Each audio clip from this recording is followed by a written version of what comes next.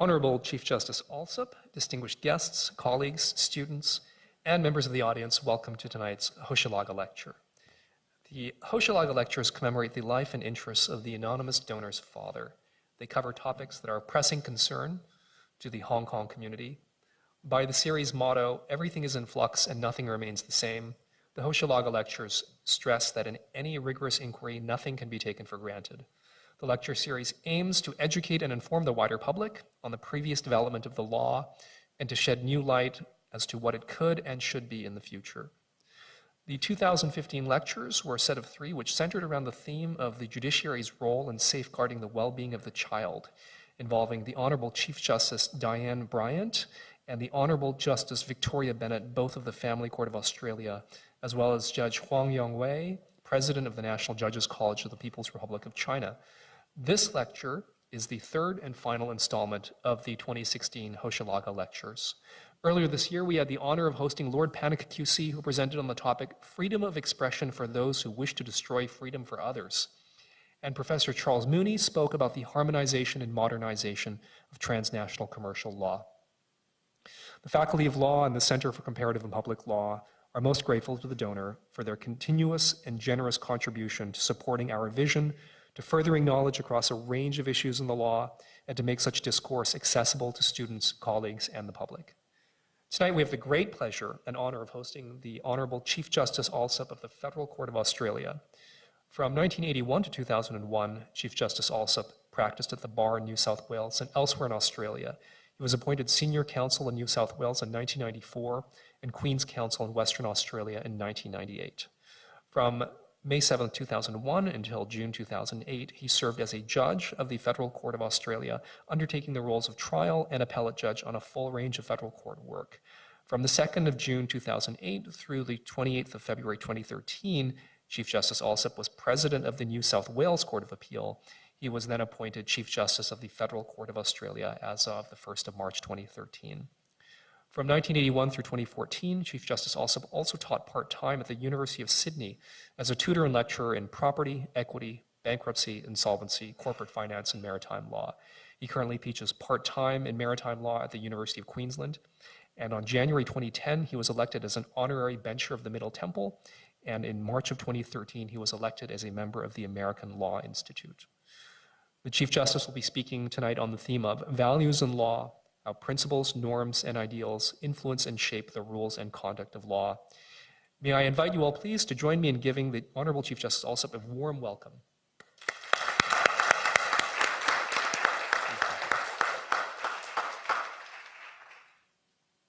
Thank you, Professor Law, and Professor Law, Justice Ramsey, and Mrs. Ramsey, ladies and gentlemen. It's a great honour and a great pleasure to be here. Unfortunately, my colleague and friend Anselmo Reyes is not here, but he's the one who invited me initially, and I'm very grateful. Law, at its very foundation, is conceived and derived from values.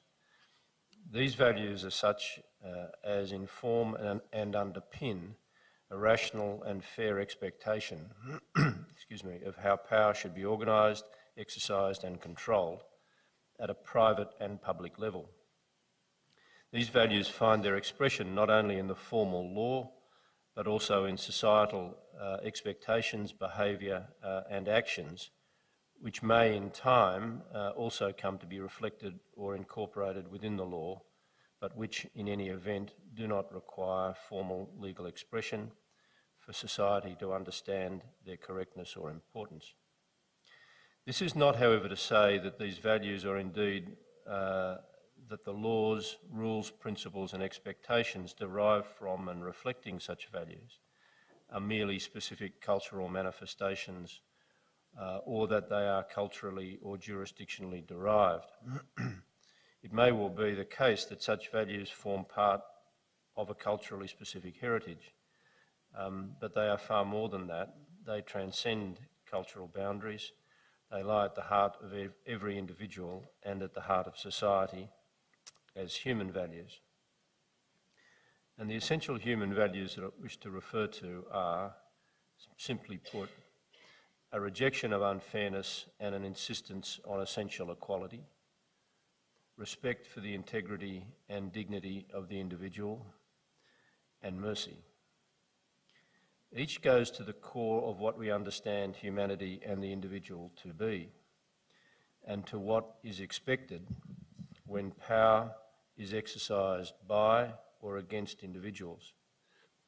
They find expression in the rules, principles, precepts and norms developed by society and by the law. But the nature of these values is such as to make it necessary to recognise the limits of text in their expression, drawn ultimately as they are from the human condition and the intuition and sensibility therein. The law in its creativity and flexibility has drawn upon these values in numerous manners and forms. The concern of public law to prevent the exercise of power which is arbitrary, capricious or unreasonable can be seen to reflect a concern with rejecting unfairness. This is the reasonable expectation of each individual that power will not be exercised against her or him in a manner that fails to respect her or his integrity and dignity. The same can be said in the concern of private law to prevent unconscionability and to deter behaviour that is antithetical to honest, reasonable, mutually beneficial commercial relations. There is an important balance to be struck in this respect. Legal systems and societies cannot be built or sustained by reference only to generally expressed values. Neither, however, can they be built on strictly textually rooted rules alone. Rather, a balance must be struck of rules, principles, precepts, norms and values. And these are not clearly identifiable separate vehicles, but expressions along a gradation of particularity. The proper balance to be struck must recognise the requirement that rule and principle conform to moral standards as the gauge of the law's flexibility and as its avenue for growth, and in order to accommodate changes in society's conceptions of the application of unchanged values. The balance must also recognise the danger of absence of adequate rules that may confound law by a drift into a formless void of sentiment or intuition. I make the taxonomical distinction between public and private law to reflect the fact that even though they share a concern with the control of power, there is something superadded, something meaningful, something sometimes menacing in the presence of state authority, adding an urgency or pungency to the exercise of state power. In the course of this lecture, however, I trust that it becomes clear that despite such distinction, the same human values inhere across the entire fabric of law. I have, for safety's sake, sailed close to the shore, using largely Australian cases to discuss what I wish to discuss.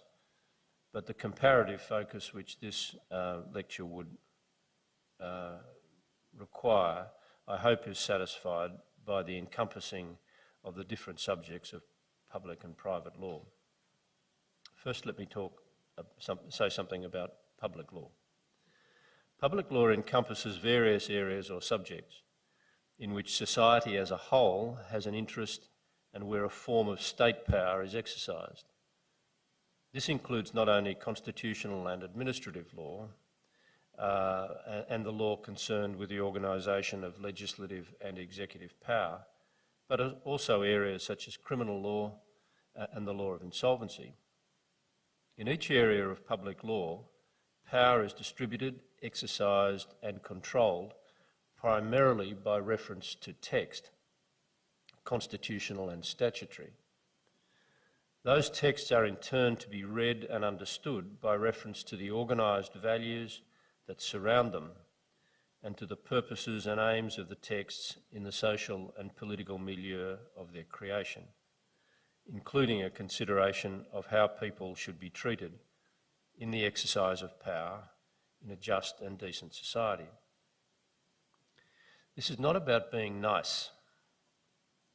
Rather, it is about how those who are the subject of the exercise of power in a civilised society should be entitled to expect that the lawful exercise of power involves attributes or characteristics that recognise and reinforce human dignity and integrity, and that reflect the high trust that society has placed in those with public power to exercise it lawfully and for the common good. Such considerations, which inform all aspects of public law, include the reasonable expectations of women and men in their lives, the notion of a civilised society, meaning a just civil society in which there is a shared and expected reciprocity, and freedom from the exercise of arbitrary and unreasonable power. This influence and place of values can be seen as an example in the concern expressed in maintaining the integrity of the judicial process. In 1996, in a case called Cable and the Director of Public Prosecutions of New South Wales, the High Court of Australia was faced with an act of state power, an act by Parliament, that purported to permit preemptive imprisonment. Mr. Cable had been convicted of a very violent crime. He'd killed his wife. As he approached the end of his sentence for manslaughter, he sent letters from prison to individuals that caused it to be thought that upon release he might well commit further violent crimes against those individuals. An Act of the New South Wales Parliament was passed that provided for his continued detention by order of the Supreme Court upon the satisfaction of certain conditions, not being conviction of any crime. The argument of one of Australia's great lawyers, Sir Maurice Byers, former Commonwealth Solicitor General, on Mr. Cable's behalf, reached to the very foundations of civil society. He said the statute was not a law, but rather in substance an order to the court to imprison Mr. Cable. And he said that the New South Wales Constitution assumed a rule of law as a constitutional imperative, with a continuation of which was a working assumption in the Australian Constitution. Aspects of his arguments were woven into the reasons of the majority of the court, a critical feature being the centrality of the shape of the chapter of the Constitution that was devoted to the federal judicature, Justice Gaudron started with the constitutional structure of an integrated Australian federal judicial system. In that, she said, there was a constitutional demand for an equality of justice in federal and state courts. This required that no state parliament could confer a power upon a state court repugnant to or incompatible with the exercise of judicial power. But Justice Gaudron and the other judges in the majority were concerned with far more than a question of the structure of government and its distribution of power. This was not some government demarcation dispute or turf war. What the court was concerned with were the freedoms and liberties upon which Australia's system of government was founded. They made plain that the judicature, the judges in state and federal system, were vested with a form of power distinct and different from executive and legislative power. The power was based on the pre-existing law, though part of the judicature's task is the law's health and direction, and so it's changed from time to time. But as part of its essential fabric, the execution of judicial power is constitutionally required to be fair, equal and just. This is not rhetoric. These features are part of the defining character of the power. They are features which reach back to the rejection of inequality of status that was the foundation of the ancient world. And they reach to the recognition of one man or one woman's soul, however lowly she or he were born, as the spiritual equal of the soul of a king. The forging of the place of the individual and the recognition of her or his human dignity lie at the root of our conceptions of fairness and equality. They are the features that engender the consent, trust and respect of society in the administration of justice, in its daily contact with people. Often that contact being in circumstances that is productive of distress, a sense of abject failure and crushing humiliation. The prohibition on Parliament conferring incompatible functions on courts protects the courts as the vehicles for judicial power from any suggestion that they wield that power, often in circumstances of the above kind, other than fairly, equally and justly. This creates and protects a constitutional guarantee of liberty that is perceptible to all lay people, that the power of the state will be judged fairly, equally and justly by the institution recognised by the Constitution to undertake that task, the judicature. Thus, the organisation of power and the independence of judicial power come to be important elements in reciprocity and consent as part of the sovereignty of the people. These considerations pervade cable and are a reason why it is of such an enduring importance within Australian public law.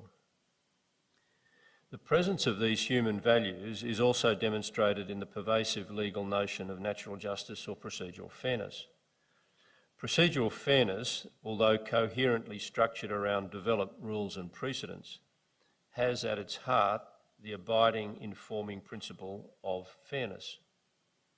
In 1985, in a case called Kiowa and West in the High Court of Australia, then Justice Mason, who dawned for many years the Court of Final Appeal in Hong Kong, and his then colleague Justice Brennan, who did likewise, I think, agreed that the informing principle was fairness. But interestingly, they disagreed as to the vehicle for the carriage of the principle. Justice Mason viewed it as a principle of the common law affecting, unless limited or excluded by statute, the exercise of public power. Justice Brennan viewed it as part of the statutory command, capable of being limited or excluded by Parliament, such being ascertained in the process of statutory interpretation. The difference may be of limited practical importance, arising only when non-statutory power is being exercised. The difference is, however, important for legal theory.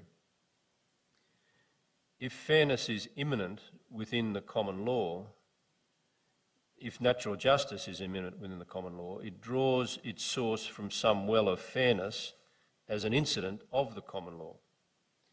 If immanent within the sovereign command of Parliament, it implies a necessary character of, and to a degree defeasible limit on, that lawmaking from some well of fairness attending Parliament's acts.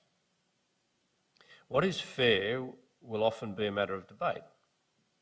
It will often be affected by the terms of a statute or the content of a precedent. But in essence, it is an enduring human response rooted in a civilised society's expectation of equal and fair treatment of individuals by organs of power. Syllogistic reasoning, expressed in language seeking to define an operative rule, is often inadequate to express why an exercise of power is unfair. The difficulty arises generally from the fact that the exercise of power must be assessed in its human dimension, taking into account evaluative assessment of, sometimes indefinable, characteristics and nuances of the human condition. This is an example of the limits of text to which I referred. In many analytical reviews of the exercise of governmental power, there is the partly legal and partly human response to the facts. Is this how people should be subjected to the power of the state? It is an expression and reflection of the importance and enduring place of human values and human intuitive response in the development and application of public law. Thus here one sees the limits of textual expression or explanation. It is crucial, however, that the appropriate balance be struck in the law between rules and values. The balance must itself take account of the particular objects and subjects of an area of law. We can take as example the attempt in criminal law to strike a balance between rule-based certainty and individual evaluative justice. It is an overarching object of the law that the legal system be fair, equal and orderly. This reflects a societal need to minimise the distress, uncertainty and confusion of parties affected by the law. In the context of the criminal law, and particularly at the point of ascertaining criminal liability, it has thus been said that the operation of the criminal law should be as certain as possible. If the interpretive choice is between making a value judgment and applying a rule, a court exercising criminal jurisdiction should prefer the rule. At the point of sentencing, however, certainty gives way to equality, humanity, and a regard for the individual, as well as the just demands of society. The importance of evaluative assessment by the court towards reaching a just punishment that recognises the humanity of the individual has been a feature of the High Court of Australia's jurisprudence over the last 15 years in a number of appeals on criminal sentencing. In 2001, in a case called Wong, a majority of the court rejected the legitimacy of guideline sentencing in respect of federal crime. The case illustrated the tension implicit in striking the balance of certainty, equality and individual justice. The guidelines were an attempt by the judiciary in New South Wales to introduce a degree of consistency and predictability into the sentencing process, otherwise at large. In the minority, the then Chief Justice Gleeson, recognised that inconsistency, the reduction of which was the aim of the guidelines, could itself constitute a form of injustice, stressing the apparent inequality that human discretion can produce, and that criminal justice works as a system as much as it works individually. That system should be systematically fair, he said, involving reasonable consistency. In contrast, the majority rejected the utility and legitimacy of the approach of guidelines because of what they called the core difficulty of the complexity of the sentencing task. That complexity was not mathematical or algorithmic. Rather, it was the human significance of what was being done, the necessary humanity and individuality of the sentencing task. Sentencing principles must lead, it was said, to just sentencing of offenders whose offending behaviour is every bit as diverse as their personal history and circumstances. This emphasis has revealed the competing considerations of rule and principle, consistency, fairness, equality and intuitive response to the individual as moving forces that determine how law responds to intensely human, often tragic or violent situations. The consistency required in the context of sentencing is not numerical consistency, but consistency of principle and application to humanity. Sentencing raises the place of mercy. Mary Stuart, towards the end, foreseeing her fate, said that mercy was for dispensation to subjects, not to sovereigns. But it is a mark of equality, dignity and fairness encapsulated in a human response to wrong, to the individual and to life that raises the humanity of both the grantor and the grantee.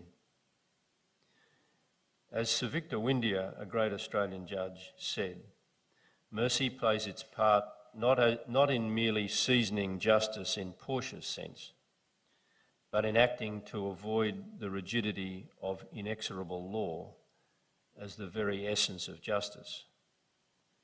One finds again the limits of text. Mercy, like beauty and genius, is not amenable fully to textual expression. The control of power and private law. Private law is no different in its need to recognise the human and societal dimensions involved in the control of power, and to take into account the values that surround private relations. Commerce and trade, in particular, have long held a central place in the formation of sophisticated legal systems, largely because they produce the necessity for rules of relational activities. Commerce must be certain, but fair and just, simple and practical, but comprehensive, and it must be able to be employed and enforced without undue expense, delay or confusion. One obligation of the commercial lawyer and the commercial judge is to understand the limits of legitimate self-interest and the relationship between self-interest in its inherently selfish character, that is, the search for commercial gain, and honesty, reasonableness, mutual respect, reciprocity, decency and trust, being the qualities that make it possible for commercial people to be self-interested, but to at the same time deal with each other peacefully with mutual benefit and to promote long-term commercial success. A great commercial lawyer, then Justice Devlin, later Lord Devlin, said that the law should facilitate, not hinder, commerce. That is so, but there are some assumptions involved in the proposition. It's honest commerce that is to be facilitated, dishonest commerce is to be hindered. The norms that will bear upon the answer to whether an activity should be facilitated or hindered are the values we bring to our rule-making and rule application in commercial law. Thus, there will be attitudes and practices in commerce that will be the subject of disapproval, control and correction by the state through statute and legal rule. Examples are dishonesty, duress, oppressive use of power and market domination. We can see this place of values within the process of contractual analysis. How contracts are to be understood, how they are to be given meaning and how they are to be given operation are questions of technique and legal policy of the highest importance. Often those processes of understanding, meaning and operation take place through interpretation and construction, fact-finding and rule application. But sometimes, and often at points of particular importance, there is something more happening, something different, something further, something less precise and not amenable entirely to logical expression or definition. I'll call that, for present purposes, characterisation. Generally, this process is one where a value judgment is made by reference to ascribed meaning, found facts, and an expressed rule or principle, but importantly also the relevantly organised values that are brought to bear for the task. It is those values that are often disguised, hidden and suppressed.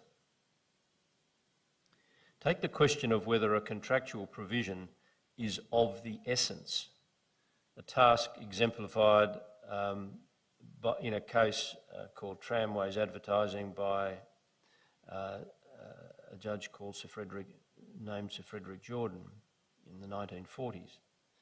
He said the test of essentiality is whether it appears from the general nature of the contract considered as a whole or from some particular term or terms that the promise is of such importance to the promisee that he would not have entered into the contract unless he had been assured of strict or substantial performance of the promise, and that this ought to have been apparent to the promisor. It may look simply like construction, that is, ascription of meaning, but there is something more happening here. There is an evaluation of importance based, of course, on what is the meaning of the contract, but in the context of the general nature of the contract as a whole, which inevitably brings a range of contextual values to bear. The test has been variously expressed as the root of the contract, unfair, fair carrying out of the bargain as a whole, and in a vital respect. The essential element is the deprivation of a benefit or an entitlement, or the imposition of a burden, sufficiently serious as to change the character of the grant to or the obligations or entitlements of the other party to the contract, to such a degree that it can be said to be a commercially different bargain. The test is not definitional.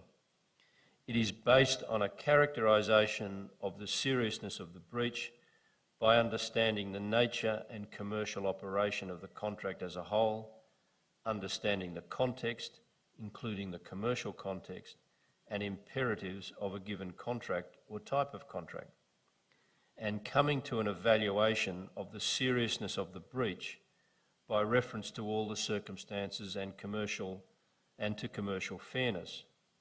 It is from that understanding that the relevant values are drawn. That understanding is also essential to the proper interpretation and construction of the contract in the sense of ascription of meaning. That is because understanding the values and imperatives in and of the contract is essential to any decision about what the parties meant by the words. The leaning of the courts towards construing contractual terms as intermediate contractual terms rather than as essential conditions is informed by the values of justice and fairness in the avoidance of termination on technical or unmeritorious grounds. This illuminates the process of assessing what is serious and what is not as one being based significantly on values. Let's take unconscionability and good faith. The notions of conscience or unconscionability pervade equity and private law. They were the insight and guiding force of equity acting in personam. They were a basis for setting aside or refusing to enforce certain transactions and contracts. But they were also a thematic feature of equity, reflecting a standard exacted of parties, often in a commercial context. Restitution, the constructive trust, defences to specific performance. The spirit of equity lay in the creative tension in and the dialectical creation of energy by the reconciliation of the search for rules and predictability and the vindication of values, morality and justice. The bargain is a timeless epitome of human exchange. It is the foundation of commerce. Its binding force lies in the rooted conception of the promise, the faithfulness to one's word, and the place of trust in the building of human social relationships and structures. The moral roots of the binding character of the bargain also breathe life into the other evaluative considerations, rules and principles that surround the bargain. The rules of construction and implication that smooth and mould the content of the bargain to its reasonably intended purpose. The rules and principles of addressing injustice in the bargain, non est factum, rescission for mistake or misrepresentation, frustration and its consequences, undue influence and estoppel.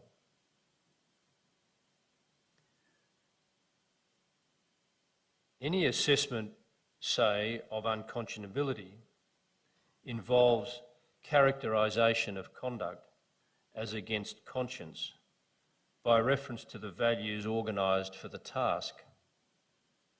That evaluation is not a formless void of personal intuition. Rather, it's an evaluation which must be reasoned to the extent the limits of text permit, and enunciated by reference to the values and norms recognised by the text, structure and context of any relevant legislation, and by reference to the legal values of the common law and equity and perceived community values made against an assessment of all connected circumstances. This matter is of some importance in Australia now because by statute the notion of unconscionability has been directly transposed to business relationships by two important statutes.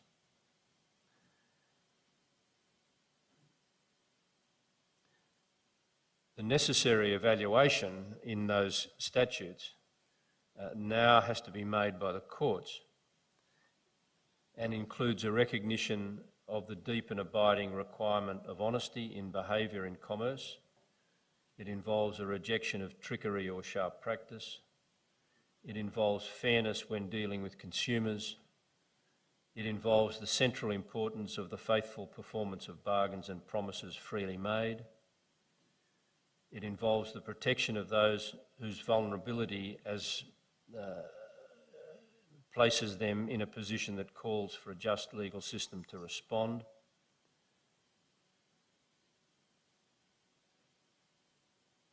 Especially against those who would victimise, predate or take advantage. And it also involves a recognition that inequality of bargaining power can be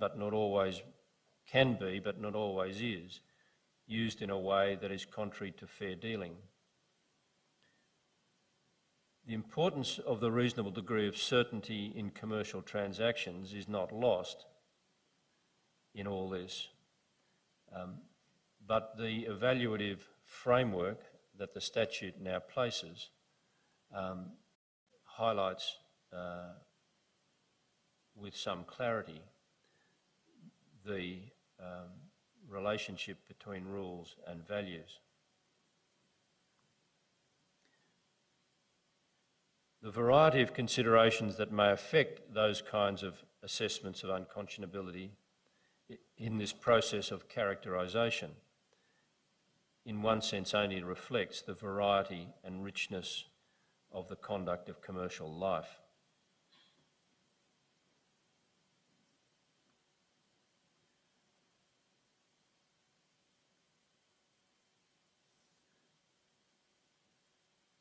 When one is making a conclusion or characterisation of something such as unconscionability or perhaps lack of good faith, views may well be contestable as to the proper conclusion. It's for that reason that an agonised search for definition or for distilled epitome or for crisp rule is not only not possible, but is something that will lead to disappointment and a sense of futility, as well as the likelihood of error. In these kinds of mental processes of characterisation, the evaluation is not a process of deductive reasoning predicated on the presence or absence of fixed elements or fixed rules. It is an evaluation of business behaviour as to whether it warrants the characterisation of unconscionable, for instance, in the light of the values and norms organised by equity, common law, society and statute. Private law, like public law, must search for the appropriate balance between rules and values. That search can be seen in the place of rules and implications that give effect to the elements of a duty of good faith and fair dealing. They are littered through the law, examples being the implied engagement to do nothing to put an end to the circumstances which gave rise to the contract, or the implied agreement to do all that is necessary to be done for the carrying out of what has been agreed.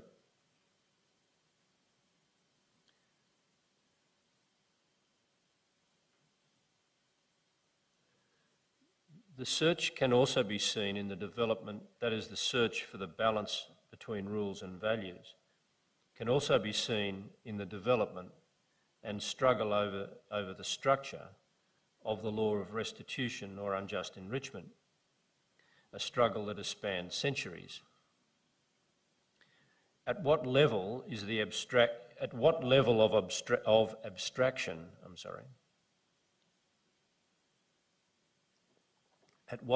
of abstraction is the statement, a person who has been unjustly enriched at the expense of the other is required to make restitution to that other, useful or valid or operative? The High Court of Australia has been clear that such a statement is not an operative rule to decide upon liability, rather it is an informing and unifying legal concept. Yet the place of such an informing or unifying concept has been and will remain critical to the coherent development of the law of restitution of or for unjust enrichment. It assists in the ordering of related ideas and principles that have come into use over time from different sources. An informing or unifying legal concept can also form a bridge between law and equity. One example is the remedy of money hadn't received upon a failure of consideration, and the quis trust and the resulting trust. Another is the restitutionary monetary remedy at law, if one likes, for a proprietary benefit traceable in equity but not law, into the hands of a volunteer. One part of the balance between rules and values is the ability of less particularly expressed principle to accommodate changes in values in society without the need to change rules. Conceptions of legal liability and what is right and what is just to be vindicated by law change with time and with changes in society. This balance is essential to meet the challenge of the need for stability with the, the inevitability of change. Generally expressed principles are likely to capture such changes without the need for re-expression of particular rules. This helps vindicate the necessity for historical continuity. No more elegant example of this can be seen than in the expression by Chief Judge Cardozo in New York Court of Appeals of two fundamentally important duties in commercial law, that of the fiduciary and that of the participant in the market, in the great case of Meinhardt and Salmon. The fiduciary he expressed as the punctilio of an honour the most sensitive. In relation to the latter, the participant in the market, he used the expression the morals of the marketplace, which is often ignored by the fact is often ignored by which he meant honesty. Another part of the balance between rules and values is that sometimes a sensible, simple rule can only be expressed coherently and without complexity by a generally expressed norm. The rule, as Lord Mansfield said, for commercial people should be easily learned and easily retained, is often one based around some norm, such as reasonableness or honesty, that is formulated to accord with the expectations of honest and reasonable commercial participants. No better example of this can be seen than in the contracts that govern the international shipping industry. They are concise, well-drawn documents, often prepared by industry groups. The standard forms are the basis of countless daily commercial exchanges, often between strangers, and they are expressed in terms of values and norms accessible to and known by commercial people in the industry. Examples are thoroughly efficient state, due dispatch, all customary assistance, suitable and unsuitable, safe dock or safe port.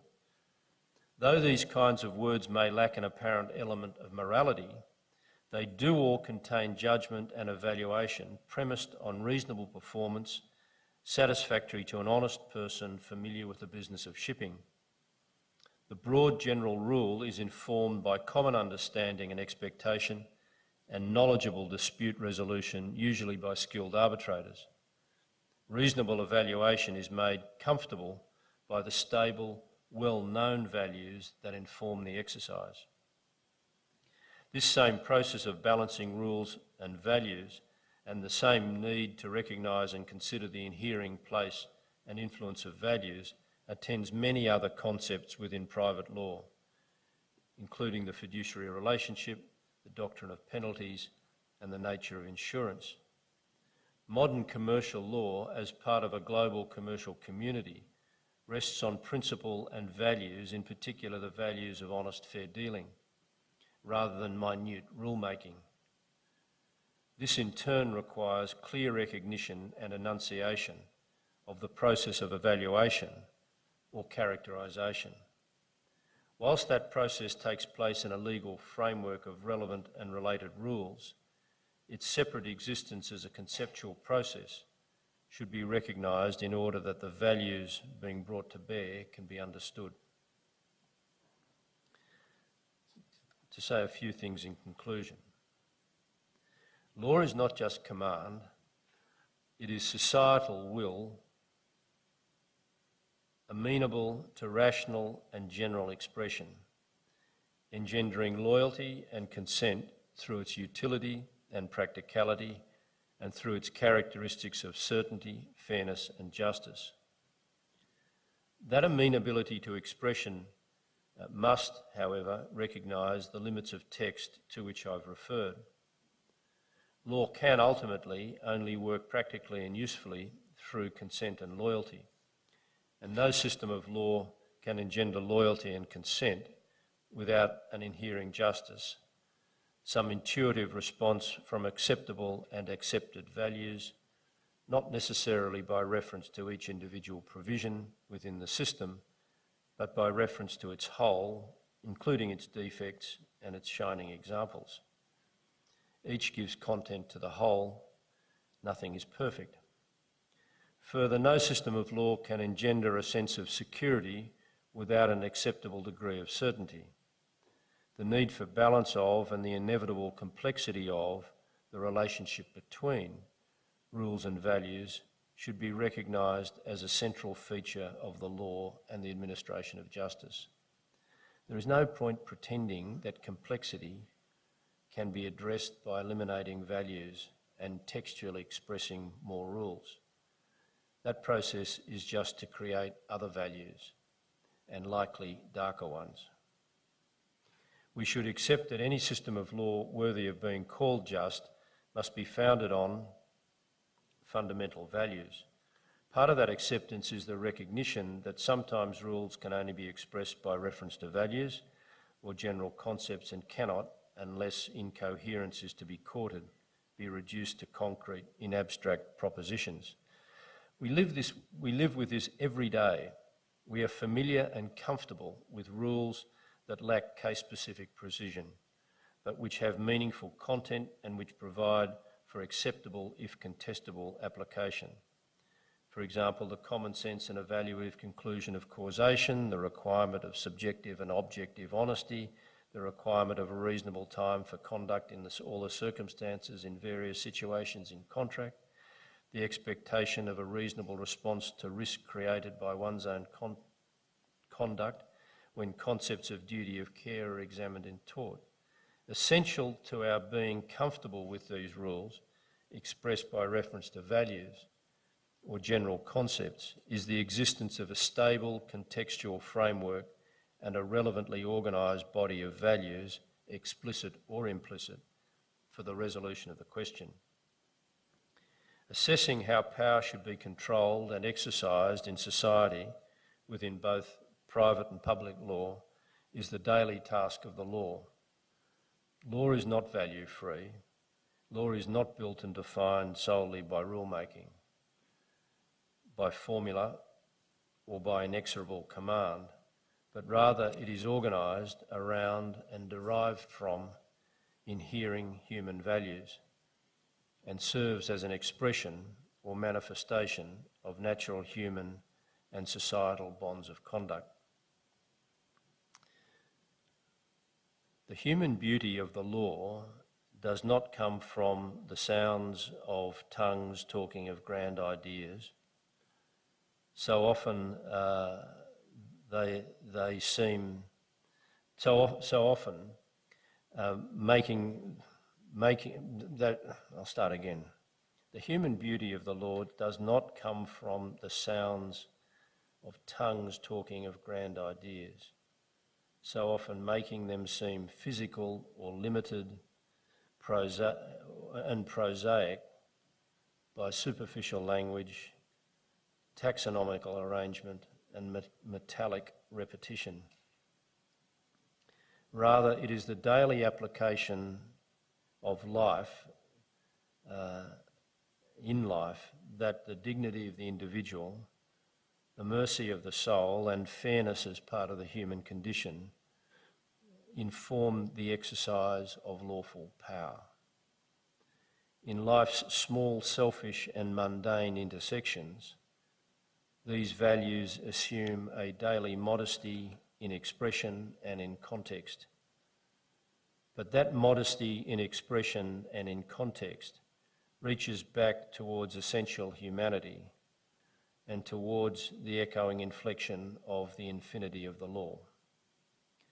The human beauty of the law does not come from grand expression, but from the modest application to the humans in question, to the conflicts in resolution, to the pages of the lives of people, in fairness required, in dignity expressed and accepted, in mercy given.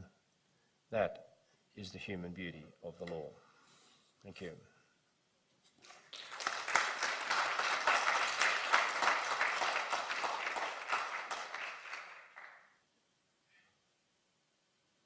Chief Justice Allsop has kindly agreed to take some questions from the audience. We have a minute or two for questions. If I could propose that we might take a group of 3 questions and allow him to address them as a group collectively. Any questions from the audience? Simon. Yeah, and I'd like to remind the audience as well to press the button next to your microphone so that it until the red light comes on. Thank you. Thanks very much, Chief Justice. If I could just sort of summarize your thesis from the standpoint of the role of a judge. It seems to me that there are 3 planks to your thesis. The first is you say that values are immanent in the law. Second, you say that because they're immanent, we should illuminate them. We should be aware of them. And thirdly, you say, and correct me if I'm wrong, that because we now know what the values are, that they should be applied when the law is applied, and that we should give effect, they should inform the law. And I'd just like to hear your response to the antithesis. Right? The antithesis is, 1, values are not immanent in the law. In fact, values and law are separate, right? Because you could have a legislature or government that makes laws that are completely inconsistent with those values that you've talked about. and the role of the judge is to apply that. So that's one. But number 2 and 3, let's assume that values are immanent in the laws. Judges should not illuminate them, and judges should not apply them, primarily because of the risk that judges would be applying their own personal values to the application of the law. There's a great danger of that. So even if they are immanent, we should just stop there and not illuminate them and not apply them. They should not inform the law. So I'd be interested to hear your response. I think that probably qualifies as 3, doesn't it? Well, whether I simply retreat into the limits of text, but I mean, of course, nothing that I was saying is intended to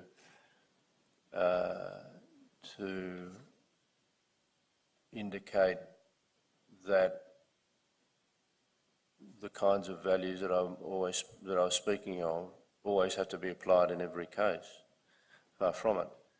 But they are the things, it seem to me, that are just, they inhere in people and they inhere in humanity, and therefore they inhere in the law. And of course Parliament can pass legislation that may individually seem to some people to cut across them, but that's just a good example of the utility of them in the simple process of judging was a very controversial case some years ago, again in the High Court, which in the immigration context, which the bare majority of the High Court 4-3 found that the Parliament, the law that provided for indefinite detention was valid. The minority of 3 included Chief Justice Gleeson and Justice Kirby, who at a broad level, they might have been thought to be at the different extremities of the approach to legal theory in the court. But Chief Justice Gleeson simply said, if you want to do this, it is this, because of the values I bring to what you are doing, you have to be clear about this. And as far as I'm concerned, you haven't said it in so many words, and therefore it's not there. And so it can come into judicial. I'm not talking about bringing one's own personal views to bear, but in a sense, we were talking before we came on the bench, before we come on to the lecture, about how the intuitive response of people varies, and how it's necessary in judging to, as far as possible, adhere justly to the text that one is interpreting. But it happens on a daily basis. I mean, there was a case that I sat on a couple of years ago. It was a natural justice case and an apprehended bias case about a young man who had given a story to the tribunal about why he feared persecution, which on its face was was thin. But the tribunal, on one view, testing it, undertook just berated him for the absurdity of, he'd got the next door neighbours, the girl who lived next door to him, who was a different religion in the country, pregnant, he said, and therefore he feared the consequence of this. And he was subjected to a moral berating as to about what his acts had been.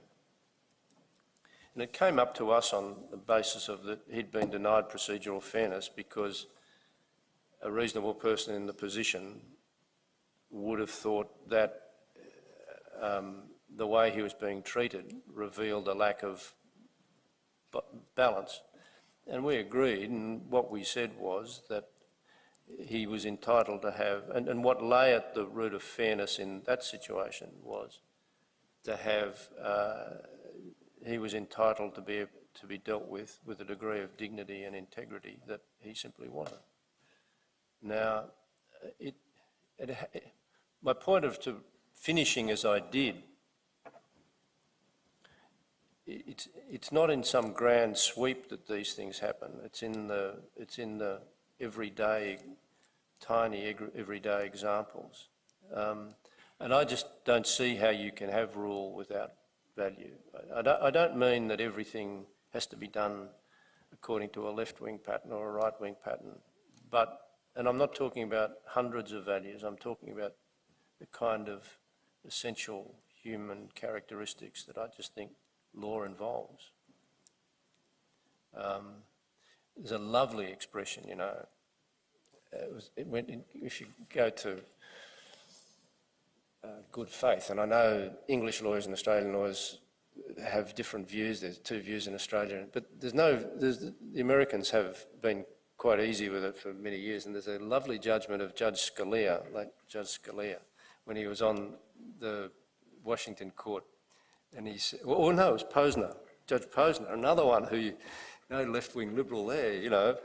And Judge Posner said, this is not some aspect of the welfare state, you know, this reaches back, and it's just having a faithfulness to the bargain, an honesty and a faithfulness to the bargain in a way that disallows people to take advantage of the text in a way that that if you don't have that conception, they can. And so it's not a great heart full of debate, I don't think, of what I'm saying. But although I guess it reaches back to that. I think that might have been a fitting exchange on which to conclude the lecture tonight in the interest of time. But I think, Chief Justice Allsop, we're all indebted to you for a deep and satisfying lecture that has addressed as a coherent whole the profound themes of the role of the judge, the nature of law, and the limits of formalism, and hopefully will resonate with the audience today that law is not merely a game of logic, but also a noble and ongoing effort to conform the way that we live to our highest ideals. And obviously the Federal Court of Australia is fortunate to have your leadership in this endeavor. Will you all join me again in showing our appreciation to Chief Justice Allsop on his successful conclusion of the 2016 Hochelaga Lectures?